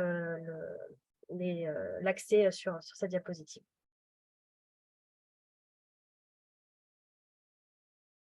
Alors rapidement, voilà, comprendre pourquoi la méthanisation, quel intérêt finalement de méthaniser des déchets organiques. Donc déjà, pour rappel, on est vraiment dans une filière où on va donc de production d'énergie renouvelable et l'idée c'est évidemment de ne pas déstabiliser des filières de valorisation existantes. Donc dans la hiérarchisation des usages, on va d'abord évidemment privilégier l'alimentation humaine, l'alimentation animale et ensuite en dernier recours, on va dire la valorisation énergétique pour valoriser ces déchets organiques. Mais si derrière, il n'y a pas d'autres solutions sur le territoire, cette valorisation de déchets organiques, en fait, elle permet quand même un traitement optimisé des déchets qui coûte beaucoup moins cher, notamment par rapport à la gestion des biodéchets que de l'incinération ou de l'enfouissement, qui permet, on l'a vu, donc, de générer une énergie renouvelable. Donc là, vous avez l'exemple d'une unité de méthanisation avec une entrée, donc 15 000 tonnes de matière en entrée, qui permet en fait de chauffer 500 maisons ou 60 bus urbains ou d'alimenter 60 bus urbains au bio-GNV. C'est aussi intéressant parce que derrière, on a un retour de ce digestat, on l'a vu, il n'y a pas que le biogaz, il y a aussi le digestat donc, au niveau donc, des sols agricoles et derrière qui peut se substituer aux engrais minéraux et donc derrière ça ajouter un bilan positif en termes de réduction des gaz à effet de serre. Et aussi d'intégrer les agriculteurs dans des projets de méthanisation et de leur permettre aussi d'avoir un revenu complémentaire. Donc, c'est véritablement, voilà, il faut le penser en projet d'économie circulaire. Et aujourd'hui, avec en plus l'obligation d'ici 2024 de valoriser les biodéchets par méthanisation ou par compostage, on va être amené certainement à regarder de plus près cette filière de valorisation. Diapositive suivante. Donc, pour en revenir à notre sujet qui nous intéresse, donc les déchets verts, vous l'avez compris, je vais revenir très rapidement sur cette slide. Donc, tout ce qui est organique peut se méthaniser. Donc, évidemment, les déchets verts et notamment la fraction fine qu'on appelle fraction fine des déchets verts, donc tout ce qui est tonte de pelouse et feuilles peuvent être méthanisés. Il faut éviter, par contre, dans le procédé, tout ce qui est inerte, plastique, métaux, cailloux, qui en plus vont se retrouver dans le digestat, poser des problématiques de maintenance sur le site et se retrouver dans le digestat et donc dégrader la qualité aussi du digestat. Donc ça, c'est important, notamment par rapport à la tonte aussi, tous ces éléments indésirables qui sont à éviter pour les déchets verts. Et donc, ce qu'il faut retenir aussi, c'est que chaque matière a un potentiel dit méthanogène, c'est-à-dire qu'on va produire une quantité d'énergie qui lui est propre en fonction de ses caractéristiques, de son taux en matière sèche, de son taux en azote, de son taux en carbone notamment. C'est surtout le carbone qui va être dégradé durant le processus. Et donc là, vous avez un petit graphique qui vous permet de voir où se situent par exemple les pelouses. Si tu peux cliquer, Justine, sur la diapositive, voilà. Donc, les pelouses, finalement, sont plutôt bonnes en termes de potentiel méthanogène. Elles vont produire une quantité d'énergie non négligeable. Et vous avez, par exemple, là, l'équivalence avec 100 tonnes de tonte de pelouse, on peut produire 12 500 mètres cubes de biométhane, et ce qui représente voilà, l'équivalent de la consommation annuelle d'une maison de 150 mètres carrés. Donc, on l'a vu, donc pour les déchets verts dit non ligneux, donc les tontes et les feuilles, c'est plutôt facile, c'est quelque chose qui se valorise bien aujourd'hui en méthanisation. Et donc, il y a déjà des initiatives qui existent justement pour amener à favoriser et à créer du lien entre les producteurs de déchets verts, de ce type de déchets verts, et les unités de méthanisation. Vous avez là 2 exemples. Alors, ce n'est pas en région Provence-Alpes-Côte d'Azur, ça va être plutôt sur la côte ouest. Donc, on a l'exemple du Finistère avec le GKDEC, qui lui, en fait, va mettre en place des conventions entre producteurs de déchets verts, donc paysagistes, établissements d'insertion, collectivités, et entre donc ces producteurs et derrière les agriculteurs, souvent qui sont des agriculteurs méthaniseurs, et qui va permettre en fait d'apporter gratuitement ces déchets verts directement sur les sites, donc à proximité de leur chantier, derrière lorsqu'il y a du nettoyage, enfin, il y a chantier de déchets verts, et donc à des horaires plus flexibles que ceux des déchetteries. Et le GKDEC est là pour vraiment mettre en relation, rédiger la convention, organiser cette convention et aussi organiser tout l'aspect point presse. Et donc, le résultat, c'est des collectivités qui voient leur tonnage réduit en déchetterie et des agriculteurs qui reçoivent une matière propre de qualité gratuite et qui permet de générer derrière de l'énergie. Vous avez aussi l'exemple de Niort Aglo, donc dans les Deux-Sèvres, qui donc a proposé une petite communication pour inciter là, plutôt les particuliers à ramener leurs tontes et pour une valorisation derrière en méthanisation. Donc, avec derrière des aménagements propres dans 2 de leurs déchetteries, avec des caissons spécifiquement installés pour séparer les tontes fraîches des autres déchets verts, ou une cellule au sol qui est aménagée pour le dépôt de ces tontes et qui derrière explique l'intérêt d'aller ramener donc, ces déchets et ces déchets le plus fraîchement possible, parce que plus le déchet va être frais, plus derrière il va produire de l'énergie. Si le déchet arrive dégradé, on aura déjà une perte d'énergie. Et donc avec ce communiqué pour expliquer que deviennent les tontes des usagers. Donc, on a parlé beaucoup des tontes de pelouse, mais il y a aussi d'autres déchets verts qui peuvent être valorisés en méthanisation, et ce sont donc les déchets verts ligneux. C'est plus rare et ça dépend en fait de la technologie qui va être utilisée justement pour la méthanisation. Donc là, vous avez 2 exemples de technologies qui acceptent les déchets verts ligneux. Donc, ce sont des technologies dites en voie sèche, parce que la plupart des technologies, on les appelle en voie humide, on est plutôt autour de 10% de matière sèche dans le digesteur. Là, voilà, on va tourner autour de 30 à 45% de matière sèche, et donc on va pouvoir amener des déchets, des branchages dans ces unités de méthanisation. Donc, vous avez un exemple en discontinu en Allemagne. Donc là, c'est des systèmes de garage. Vous voyez sur la photo, il y a plusieurs garages alignés. Donc, on va alimenter de manière discontinue un garage après l'autre avec ces intrants et notamment avec ces déchets verts. Et vous avez un système à droite dit continu, donc où là, on va amener la matière d'un seul coup, et avec un système de piston, elle va au fur et à mesure ressortir en fait de l'unité de méthanisation. Donc, je vais faire un zoom justement sur la voie sèche continue en piston, puisque c'est une des unités qui existent en France.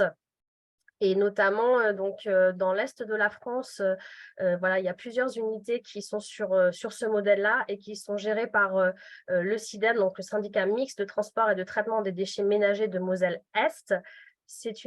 Donc là, je vais vous présenter l'unité de Morsbach qui donc fonctionne depuis maintenant 10 ans, donc ce qui permet quasiment 10 ans d'avoir aussi un bon retour sur expérience. Et cette unité a la particularité de traiter en majorité des déchets verts qui sont broyés aujourd'hui à 150 mm. Donc, au départ, cette unité s'est installée sur la plateforme de compostage du SIDEM. Au départ, les déchets verts arrivaient et passaient dans un crible à étoiles, donc avec 3 fractions différentes. Aujourd'hui, du coup, ils ont juste un seul broyage à 150 mm qui vient alimenter du coup l'unité de méthanisation. Il y a d'autres déchets aussi qui sont acceptés sur le site d'industrie agroalimentaire, du marc de café, etc.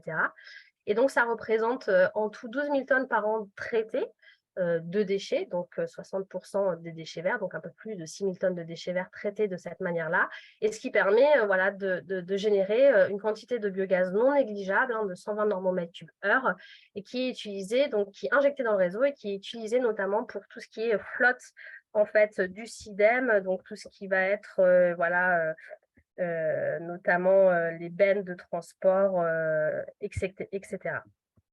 Le coût d'investissement de cette unité est de l'ordre de 3 millions d'euros et il y a aussi d'autres références en région Est sur ce type d'unité de méthanisation.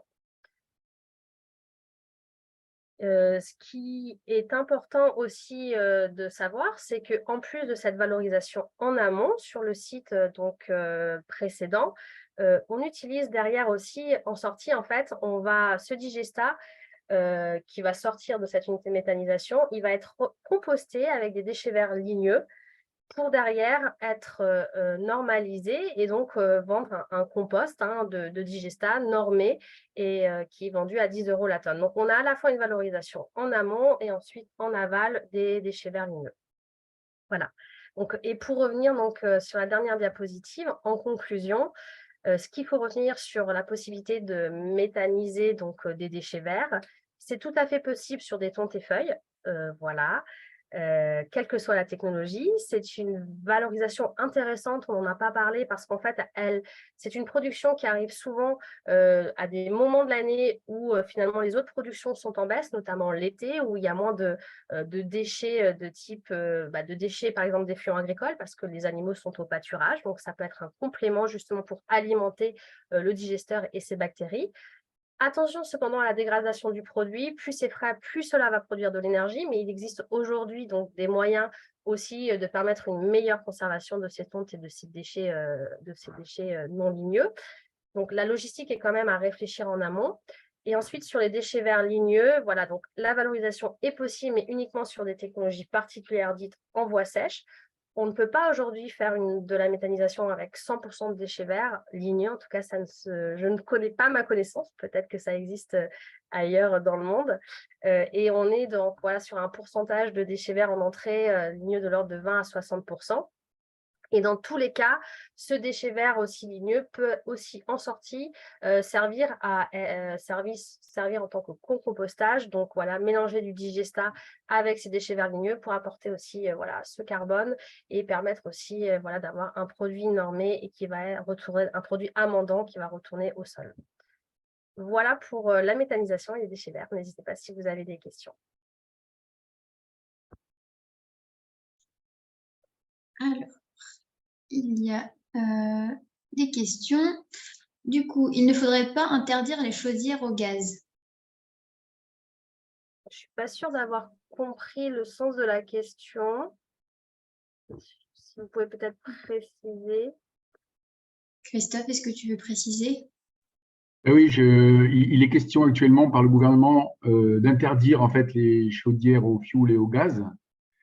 Je ne sais plus en quelle année, d'ici 3-4 ans. Et du coup, voilà, c'est peut-être un peu dommage de dire qu'on n'aura plus la possibilité d'installer les chaudières au gaz, alors que là, il y a une source de gaz possible, quoi.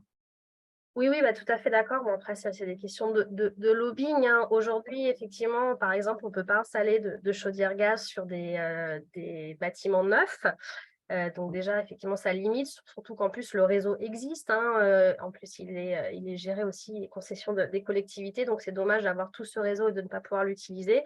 Après, voilà, c'est aujourd'hui la politique plutôt de se tourner vers de l'électricité plutôt que du gaz. Mais on essaye, en tout cas, la filière au niveau national, voilà, essaye de faire évoluer aussi les mentalités. Il y a aussi des craintes autour du gaz. Voilà, le gaz, ça peut exploser. On est bien concernés, nous, ici, dans la région, avec ce qui s'est passé récemment à Marseille. Donc, tout ça, il faut aussi un peu participer à la sensibilisation du grand public pour faire aussi accepter cette énergie. C'est une énergie renouvelable et qui a un réel atout, notamment aussi en termes d'évitement d'émissions de gaz à effet de serre par rapport à du gaz naturel et qui aussi nous permet d'être plus indépendants face à ce type d'énergie. Donc, il y a un lobbying au niveau national, un lobbying pour essayer de reconnaître, en tout cas de faire reconnaître le biométhane et cette source d'énergie intéressante et au plus proche des territoires. Merci. Alors, il y avait une autre question de Christophe. Après, je reviendrai à la deuxième. Travaillez-vous directement avec les gestionnaires de déchetterie qui représentent une solution de massification importante? Alors aujourd'hui, nous, on est vraiment là pour accompagner tous les porteurs de projets qui se posent la question de savoir si la méthanisation est pertinente. pour eux. On n'a pas à ce jour on ne fait pas de la prospection, on n'est pas, voilà, on n'a pas le temps d'aller nous-mêmes démarcher, on va dire, et leur expliquer que la méthanisation peut être importante et intéressante pour eux. Donc aujourd'hui, on n'a pas de gestionnaire de déchetterie, mais par contre, on a voilà, des syndicats qui vont gérer à la fois des biodéchets et donc des déchets verts qui sont aussi porteurs de projets d'unités de méthanisation sur leur territoire. Je ne sais pas si ça répond à votre question, du coup. Oui, merci. Ouais. Alors, il y a une question écrite, puis une question orale. La question écrite, que dire des cultures dédiées uniquement à l'alimentation des unités de méthanisation? On ne parle plus de déchets dans ce cas. Exemple de nos voisins allemands qui ont alerté sur cette dérive. Oui, alors c'est quelque chose qui a déjà été… alors, c'est réglementé hein, au niveau français, justement. L'idée, c'était de ne pas du tout calquer le modèle allemand hein, et ses dérives potentielles en France. Donc déjà, la réglementation dit que c'est maximum 15% de cultures énergétiques qui peuvent permettre d'approvisionner une unité de méthanisation. Vous direz 15%, c'est beaucoup. Et c'est vrai, ça l'est. Aujourd'hui, ce qu'on voit dans la réalité, les retours d'expérience, hein, la filière est quand même assez mature, c'est qu'on est plutôt autour de 7% en France de culture énergétique dédiée. Il faut savoir que nous, en région Provence-Alpes-Côte d'Azur, on est à 0 pourcentage de culture énergétique dédiée. Et c'est aussi un peu le rôle de ce consortium Métasynergie, hein, c'est de faire en sorte de développer une méthanisation cohérente et d'éviter justement ce genre de dérive et de privilégier. On l'a vu, hein, nous, donc, sur la hiérarchie des usages, de ne pas venir en compétition donc, avec l'alimentation humaine, hein, et ça peut être le cas pour des cultures énergétiques dédiées, et ni avec voilà, des valorisations déjà animales existantes. Merci. Madame Porcher, vous avez une question? Oui, alors ce n'est pas une question, je me permets juste un tout petit point de précision. Si donc on a des collectivités qui écoutent du coup la présentation, c'est juste par rapport à ce qui a été dit sur le retour au sol. Donc je suis entièrement d'accord, hein, c'est pas pour revenir là-dessus. Donc le digesta, c'est un maphore du coup qui peut être valorisé agronomiquement parlant. Maintenant, je me permets juste de préciser que, comme l'a dit donc Aurélie, il y a deux grandes voies de procédés de méthanisation, la voie sèche et la voie humide. Et en fait, la voie humide, qui est plus largement pratiquée, va produire du digesta liquide. Et ce digesta liquide, effectivement, il a des propriétés fertilisantes, pour le coup, pas amendantes, qui sont intéressantes, mais qui nécessitent un post-traitement. Ça veut dire qu'en fait, on va extraire le phosphore, le potassium, etc., pour en faire un engrais liquide type organominéral qui est vendu dans le commerce, mais qui sera du coup probablement moins cher. Ça peut être intéressant d'un point de vue économique, mais ça reste un engrais, d'accord, un engrais liquide. Par contre, la voie sèche est beaucoup plus intéressante dans le sens où elle va produire un résidu qui sera un digesta solide, qui doit absolument subir un post-traitement de compostage pour être utilisé en épandage au champ, puisqu'il faut savoir que le digesta a toujours actuellement un statut de produit de déchet. C'est un déchet. S'il veut sortir de son statut de déchet, il faut qu'il soit composté. Donc, il y a ensuite normé, comme on a parlé Aurélie. Mais le digesta liquide, pour l'instant, c'est un petit peu compliqué. Il faut, pour être transformé, il faut qu'il ait des autorisations de mise sur le marché. Il faut qu'il passe par un circuit un petit peu particulier. Et toutes ces démarches-là, on va dire, de réglementation, elles sont assez complexes pour le digesta. Il faut le savoir, si on veut se lancer, si on est une collectivité, on veut se lancer dans la mise en place d'un méthaniseur, dans le sens où voilà, le digesta, ce n'est pas un produit qui est facile, un peu comme les bouts de steppe. Ce n'est pas un produit qui est facile à trouver comme débouché, on va dire. À trouver, voilà, il n'est pas facile à évacuer, il n'est pas facile à valoriser. Et donc, d'un point de vue agronomique, il y a différentes choses qui commencent à être prouvées, donc notamment au niveau de l'INRAE à Narbonne. Mais ça reste un produit qui n'est pas simple à épandre par rapport au compost et qui est beaucoup moins riche d'un point de vue amendant que le compost. Donc, voilà, je me permets juste de temporiser un tout petit peu ça. Et si ça intéresse du monde justement sur la complexité au niveau réglementaire sur le digesta. Tout le monde attend, la filière attend un petit peu avec impatience l'arrivée des conclusions du décret socle commun MFSC, donc sur les matières fertilisantes et supports de culture, qui justement va statuer un petit peu sur comment ça doit être généré et surtout sur leurs usages. Parce que si vous voulez utiliser d'un point de vue agricole du digesta, contrairement au compost où il suffit juste qu'il soit normé, le digesta, il va être quand même dépendant d'une autorisation de plan d'épandage local. Il faut déjà avoir des terres pour les épandre et qui rentrent dans le cadre du plan d'épandage local. Ça répond aussi au RSD, donc au règlement sanitaire départemental, et aussi doit rentrer dans les exigences des zones vulnérables aux nitrates parce qu'ils sont vraiment chargés. Donc, ce n'est pas simple de valoriser agronomiquement ce type de produit. Voilà. Je suis navrée, c'est juste pour un point de précision là-dessus. Et au niveau de la méthanisation des déchets verts, il faut savoir juste également qu'en France, le gisement de déchets verts, c'est un produit qui est assez couru, on va dire, parce qu'on en a besoin pour composter en PG Prox, en gestion de proximité, tout ce qui va être les composteurs collectifs, etc. En compostage industriel, on a besoin de déchets verts. Et pour composter les bouts de steppe, qui en l'état, personne n'a trop envie de voir épandre des bouts de steppe un peu partout autour de chez eux. Et donc, une des options, c'est de les composter, pareil avec des déchets verts. Donc, du coup, ce gisement de déchets verts, en France, on en a besoin. Donc, voilà, il faut aussi s'interroger sur le fait de méthaniser les déchets verts. Il faut que ça soit vraiment valable d'un point de vue énergétique pour, quelque part, je suis navrée du terme, mais gaspiller du déchet vert dont on a besoin pour valoriser d'autres produits et pour faire d'autres productions. Dans ce cadre-là, la méthanisation réservée aux DCT, aux biodéchets alimentaires, par exemple, peut être une très bonne option sur les zones urbanisées. Maintenant, méthaniser du déchet vert, voilà, peut-être au niveau des territoires, se poser un petit peu les questions. Voilà, je suis vraiment navrée, je me permettais juste 2 petits points de précision à ce niveau-là. Mais si vous voulez en débattre, Aurélie, il n'y a aucun souci. Ça me paraissait important juste de le Oui, préciser. il Voilà, n'y a pas de souci. Alors, juste pour revenir sur le digesta, hein, effectivement, il a le statut aujourd'hui de déchet, mais il y a plusieurs façons. Alors, donc, déchet, qui dit déchet dit plan d'épandage, donc c'est pas incompatible. Hein. Vous parliez de valeurs fertilisantes plutôt que d'amandantes. Alors, effectivement, les bactéries méthanogènes vont dégrader en priorité les molécules carbonées. Hein, c'est ça qui va générer du biogaz, hein, puisque le méthane, c'est principalement du CH4, donc molécules de carbone. Mais derrière, il a été montré, et il y a beaucoup d'études qui sont faites aussi voilà, de la part de l'INRAE sur le potentiel amendant intéressant parce qu'en fait, on va dégrader la matière organique labile directement accessible. Les molécules carbonées, on va dire les plus simples, il va rester en fait les molécules les plus complexes et qui peut faire en sorte que voilà, il y a un réel atout de propriété amendante et notamment s'il y a une séparation de phase en sortie avec derrière un digesta liquide et un digesta solide où derrière tout le carbone va migrer plutôt dans cette phase-là et donc du coup avoir un vrai apport au sol aussi uniquement dans le cadre du carbone. digesta composté. Le pouvoir amendant, il se borne vraiment au digesta solide issu de la voie sèche, une fois qu'il a subi un post-traitement de compostage. Bon, là-dessus, après, voilà, on peut en débattre après, il n'y a pas de souci, en reparler. Non, mais ce n'est pas du débat, là, moi, je reprends juste les études INRAE dont vous parlez, dont les publications de Jiménez, etc., etc.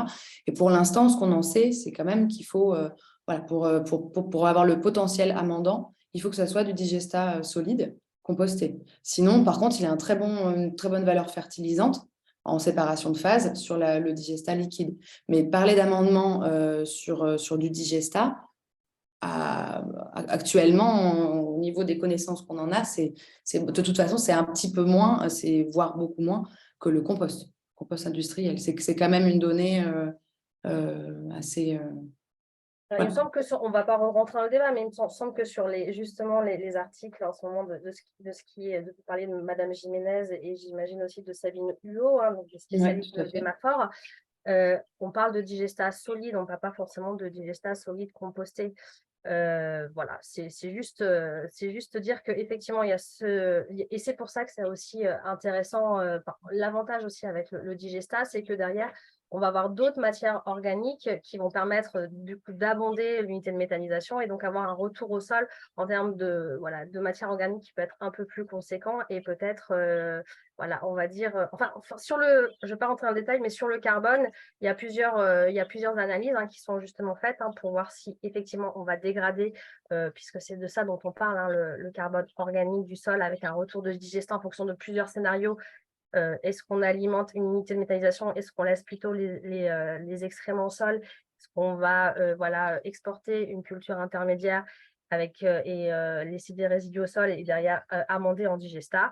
C'est des choses qui sont en cours de réflexion et d'expérimentation. Nous aussi, justement, ce qu'on disait, c'est qu'on a un côté aussi méta-synergie important sur les expérimentations et notamment par rapport à nos spécificités régionales parce qu'on a une agriculture très particulière, une agriculture avec énormément de signes de qualité, une agriculture tournée vers l'agriculture biologique, beaucoup de cultures pérennes. Et donc, nous, notre idée aussi, c'est on est en train de faire des tests avec différents digestats et différents post-traitement de digestat sur des cultures pérennes de type viticulture, arboriculture, et d'étudier tout ça, en fait, d'avoir des véritables modalités pour voir effectivement aujourd'hui quel est l'impact de ce digestat, à la fois sur son innocuité environnementale et l'impact agronomique sur toutes les propriétés physico-chimiques du sol et aussi sur les impacts sur l'air et sur la ressource en eau. Donc, c'est des choses qu'on étudie parce que ça nous concerne, évidemment, et il y a beaucoup de nuances. Voilà, là, c'était une présentation très générale, on va dire, mais on va dire qu'il n'y a pas un seul digestat. Déjà, il y a un digestat pour chaque pour chaque unité de méthanisation, puisque ça dépend véritablement aussi des intrants qui vont alimenter l'unité de méthanisation.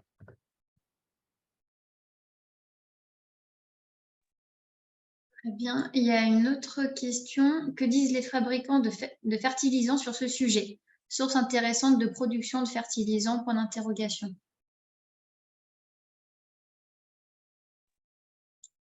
Alors là-dessus, moi, je n'ai pas de retour sur les fabricants de fertilisants sur ce sujet, puisqu'aujourd'hui, on l'a vu, et Anne-Laure l'a rappelé, c'est un déchet, donc le digestat, s'il n'y a pas de post-traitement, donc il ne peut pas être vendu. Après, je sais qu'il y a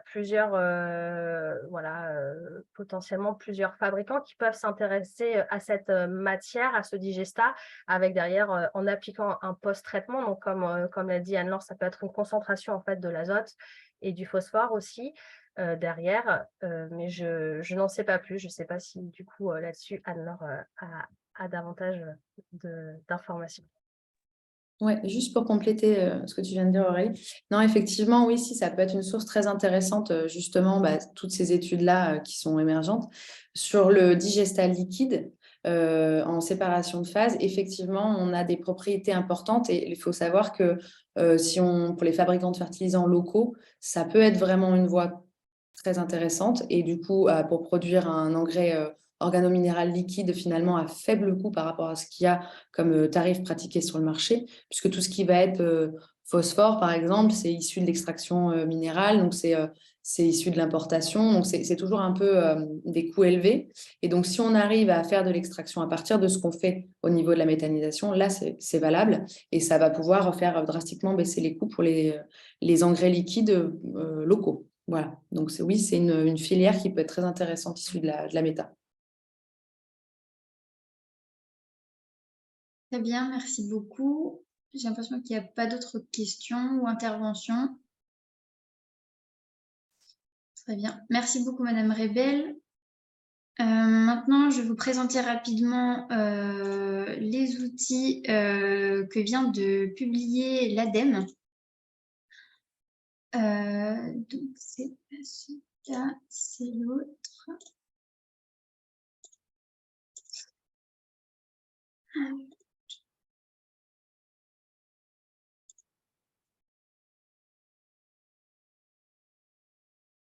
Voilà. Alors, donc j'avais contacté en tout début d'année les collectivités, donc les communautés d'agglomération et les communautés de communes de Vaucluse afin de leur parler d'outils qui étaient en création de la part de l'ADEME, qui a donc créé ces outils à destination des collectivités pour les aider dans la gestion de leurs déchets verts. Donc, ce sont plusieurs outils que vous trouverez sur le site internet de l'ADEME. Donc, je vous enverrai tous les liens par mail suite à ce webinaire. Donc, je vous présente le premier outil. C'est un outil d'autodiagnostic. Donc, c'est vraiment un outil qui permet de faire un état des lieux sur ce qui existe sur chaque communauté de communes ou collectivité. C'est vraiment un outil qui sert à amorcer une discussion, à avoir des pistes de réflexion un peu sur ce qui existe sur son territoire et de peut-être voir ce qui est faisable. Donc, c'est un outil vraiment très simple à prendre en main. Vous voyez en bas, il y a plusieurs onglets. Il y a l'onglet « Solutions ». Donc, ce sont les solutions qui ont été recensées par l'ADEME sur la gestion et la prévention des déchets verts. Elles sont réparties en plusieurs volets. Donc, vous voyez le volet prévention ici, où on retrouve notamment l'éco-pâturage. Le volet gestion de proximité, où on retrouve le broyage à domicile, par exemple. Et le volet gestion centralisée, où on retrouve la collecte de déchets verts et le broyage en déchetterie. Donc, pour chacune de ces solutions, vous trouverez donc la description, des exemples d'actions, les avantages, les contraintes, les moyens techniques, les moyens organisationnels, les moyens financiers, les usagers cibles et les végétaux ciblés. Ensuite, vous avez l'onglet « Trame d'autodiagnostic ». Donc, cet onglet, voilà, vous avez plusieurs informations à compléter. Donc, idéalement, ce sont, je pense, les services techniques qui seraient les mieux à même de le compléter.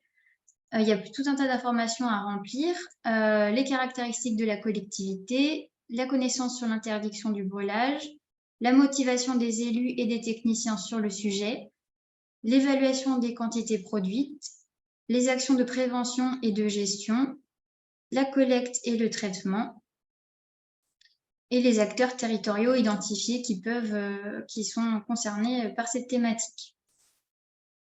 Ensuite, vous avez le dernier onglet, aide à la sélection. Donc là, c'est pour vraiment commencer à avoir des pistes de réflexion sur ce qui est envisageable, sur ce qui est possible de faire en fonction de votre territoire et de vos besoins.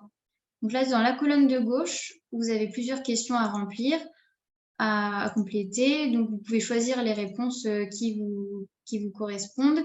Et donc, voilà, si je change les réponses, il y a tout un tas de procédés qui correspondent aux réponses que vous donnez. Le type de végétaux, par exemple, les tailles, etc. Vous avez toutes les solutions ici, donc de prévention, de proximité et centralisée. Donc voilà, c'est vraiment un outil de première réflexion, qu'est-ce qui se passe sur mon territoire, qu'est-ce qui serait possible de faire, etc.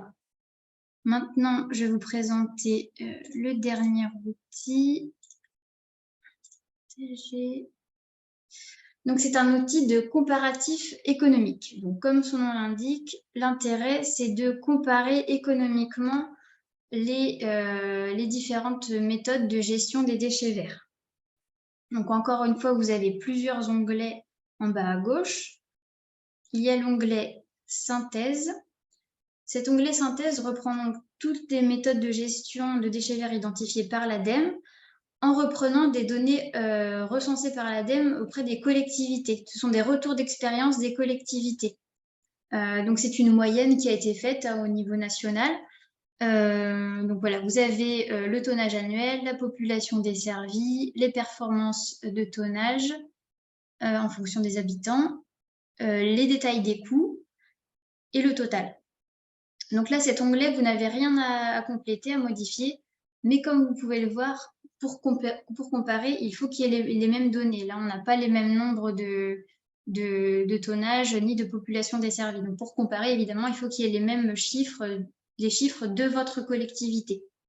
Et pour ce faire, vous pouvez aller dans chacun des onglets qui reprennent en fait toute cette colonne de gauche. Donc, les apports de déchets verts en déchetterie qu'on retrouve ici, les apports de déchets verts sur une plateforme de déchets verts spécifique, etc., etc. Donc, en fait, vous pouvez parcourir chacun de ces onglets où on vous demande justement de compléter les cellules roses si vous avez les informations. Donc, c'est là où vous pourrez mettre en fait le tonnage annuel et la population desservie de votre collectivité. Donc, par exemple, là, si je veux mettre 800 tonnes au lieu de 700 tonnes, j'enregistre et je retrouve mes 800 tonnes ici. Donc voilà, c'est un outil qui vous permettra de comparer économiquement toutes les méthodes de gestion des déchets verts pour vous aiguiller sur la gestion des déchets verts. Ce sont des outils qui sont vraiment très faciles à prendre en main. Ils sont sur le site internet de l'ADEME, donc comme je l'ai dit, je vous les enverrai. Si vous rencontrez des difficultés techniques, n'hésitez pas à revenir vers moi, je ferai remonter à l'ADEME. Et aussi, très important, l'ADEME est très intéressée de vos retours. Si vous avez l'intention ou si vous avez déjà utilisé ces outils, l'ADEME aimerait bien savoir ce que vous en avez pensé, est-ce que ça vous a apporté une aide, est-ce que vous y avez vu un intérêt ou pas. Donc voilà, n'hésitez pas à revenir vers moi.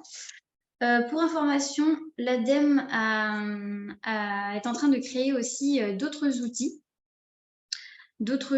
qui portent cette fois sur le brûlage des déchets verts. En fait, il y aura une cartographie. Je reviens. Voilà. Donc, il y aura un formulaire qui permettra à chaque individu de savoir s'il peut ou non brûler les déchets verts, ainsi qu'une cartographie qui recense les brûlages de déchets verts. Donc, ça permettra de quantifier les brûlages sur les territoires. Par contre, ce sont des outils qui sont en cours de création. Donc, pour le moment, je ne peux pas vous en dire plus. Ils seront pas prêts tout de suite. Est-ce que vous avez des questions sur ces outils? Donc, encore une fois, je vous les enverrai dans le lien. Sinon, vous l'avez ici en bas. Et vous les trouverez dans la librairie de l'ADEME. Voilà. Donc, s'il n'y a pas de questions, on va pouvoir passer au temps d'échange s'il y a besoin. Si vous avez d'autres questions sur ce qui a été dit ou des interventions, n'hésitez pas.